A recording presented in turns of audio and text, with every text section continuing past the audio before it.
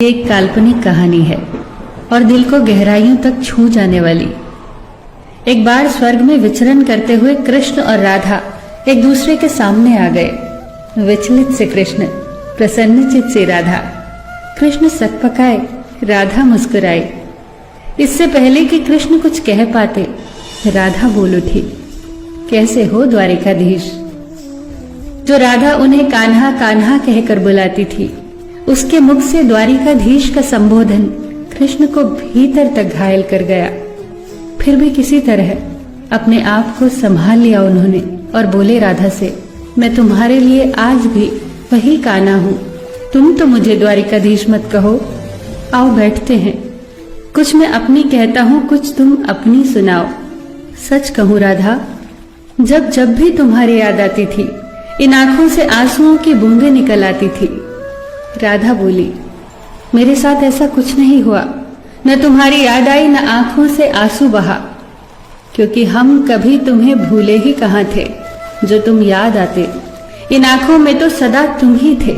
कहीं आंसुओं के साथ निकल न जाओ, इसलिए रोते भी नहीं थे। कान्हा, प्रेम से अलग होने पर तुमने क्या खोया, इसका एक आईना दिखाऊं तुम्हें। कुछ कड़वे सच प्रश्न सुन पाओ तो सुनाऊं। कभी सोचा है इस तरक्की में तुम कितने बिछड़ गए।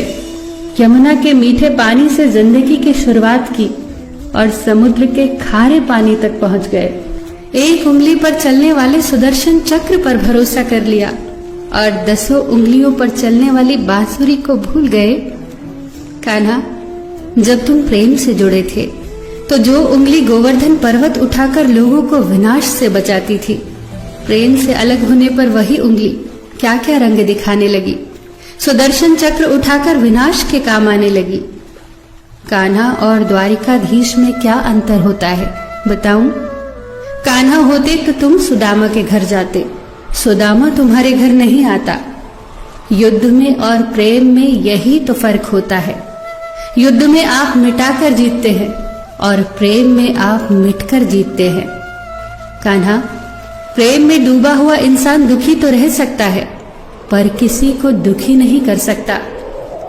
आप तो कई कलाओं के स्वामी हो, स्वप्न दूरदृष्टा हो, गीता जैसे ग्रंथ के दाता हो, पर आपने ये क्या निर्णय लिया? आपने अपनी पूरी सेना कौरवों को सौंप दी और अपने आप को पांडवों के साथ कर लिया। सेना तो आपकी प्रजा थी, राजा तो पालक होता है, उसका रक्षक होता है। आप जैसे महाज्ञानी उस रथ को चला रहे थे जिस पर बैठा अर्जुन आपकी प्रजा को ही मार रहा था। अपनी प्रजा को मरते देख आप में करुणा नहीं जगी, क्योंकि आप प्रेम से शून्य हो चुके थे। आज भी धरती पर जाकर देखो, आपकी द्वारिकाधीश वाली छवि को ढूंढते रह जाओगे। हर जगह, हर मंदिर में मेरे ही साथ खड़े नजर आओगे। मैं जानती हूँ कान्हा, लोग गीता के ज्ञान की बात करते हैं, उसके महत्व की बात करते हैं, पर धरती के लोग युद्ध वाले द्वारिकाधीश पर नहीं, प्रेम वाले कान्हा पर भरोसा करते हैं। गीता में मेरा दूर दूर तक नाम नहीं है, पर आज भी लोग उसके समापन पर राधे राधे कहते हैं। ये कहानी काल्पनिक जरूर है, पर इसके भीतर छिपी सीख बहुत महत्वपूर्ण है। श्री कृष्ण के पास कभी किसी प्रश्न का उत्तर ना हो, ऐसा तो हो ही नहीं सकता, परंतु राधा द्वारा लगाए गए प्रश्न चिन्हों पर कान्हा मौन रहे। यही तो है प्रेम में समर्पण का भाव। पराक्रम में हमें हर किसी को हराना होता है, तब भी हम जीतकर भी हार जाते हैं, परंतु प्रेम में एक ही कईयों का दिल जीत लेता है।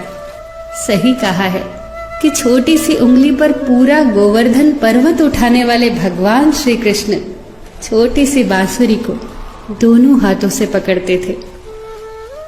फिर मिलेंगे दोस्तों अगली कहानी के साथ। तब तक के लिए अपना ख्याल रखना और हमेशा मुस्कुराते रहना।